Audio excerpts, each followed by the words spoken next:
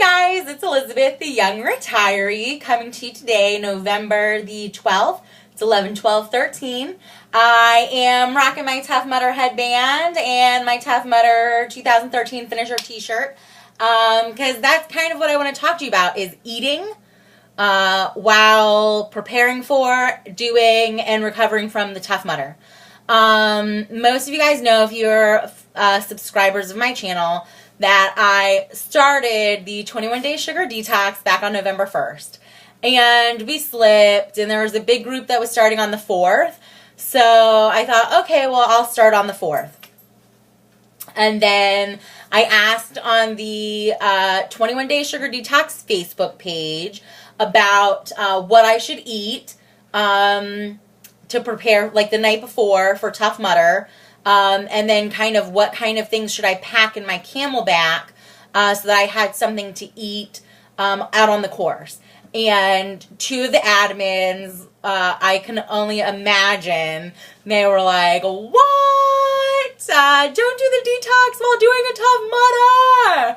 And one of them was kind of like, you know, if you saw somebody on the 21-day Sugar Detox doing the Tough Mudder on TV, on the bottom of the screen, it would say, do not try this at home. So we kind of stepped away from the detox. So today is kind of, we did the Tough Mudder on Saturday. Today is Tuesday. So today is kind of my, like, all right, we're back on track. We're doing the detox. So, Tough Mudder morning, I'm just going to talk about kind of what we ate. The night before, we had pickup sticks, which is like Chinese takeout. It's like a chain takeout kind of thing. Which, whatever. I had bourbon chicken and fried rice and wontons. Not the best, not the worst thing that I ever ate in my life. So, Tough Mudder morning comes. We were gonna do like hard-boiled eggs or sausage, and Jean was kind of like, I want Starbucks. So we stopped at Starbucks, and that morning I had gotten a Valencia orange refresher, obviously. And we got yogurt parfaits. That was the worst decision that we could have made for what to eat before Tough Mudder. Our wave was at 7:30, so we just kind of like grabbed it and went. And so the Tough Mudder, I guess, was about 11 miles, give or take, like just shy of 11 miles. The most I had ever done in my life before was a 5K, 3.1. And when I was 19, so 10 years ago, you guys, I spent the summer in Kentucky with this guy who I just knew I was going to marry. Long story.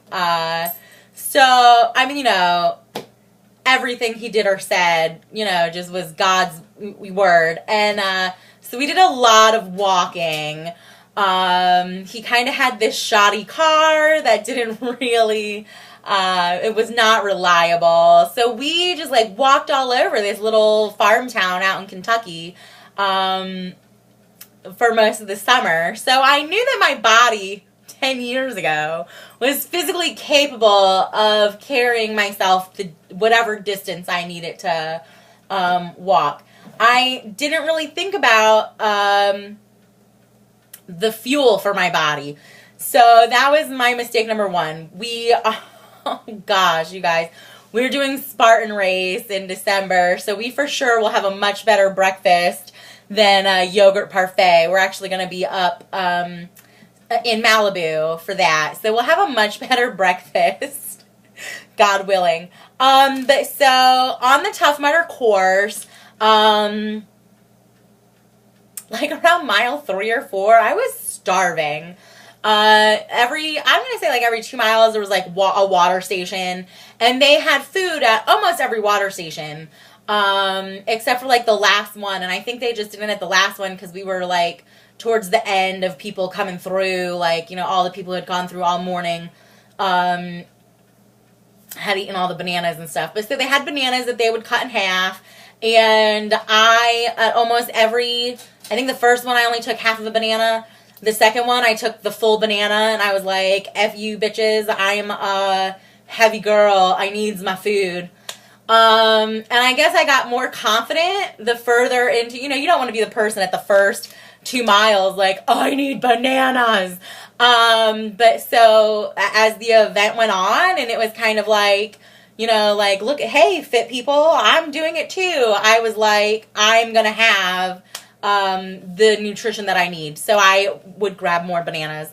Sorry if you didn't get a banana. It was because I took more than I was supposed to. So we had some bananas, and then we came up on one, and they had these little baby Cliff Bars, which, isn't that cute? Like, that's the Cliff Bar. We have these all the time. They're not paleo. They're not grain-free.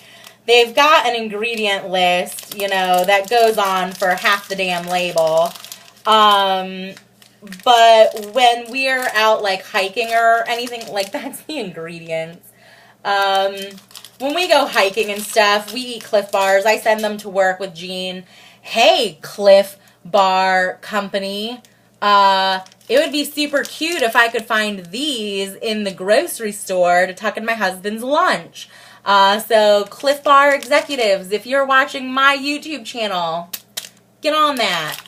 So that's just a great, that I picked one up, and your hands are all muddy. I think we had just gone through, the cage crawl. I just remember my hands were like very moist.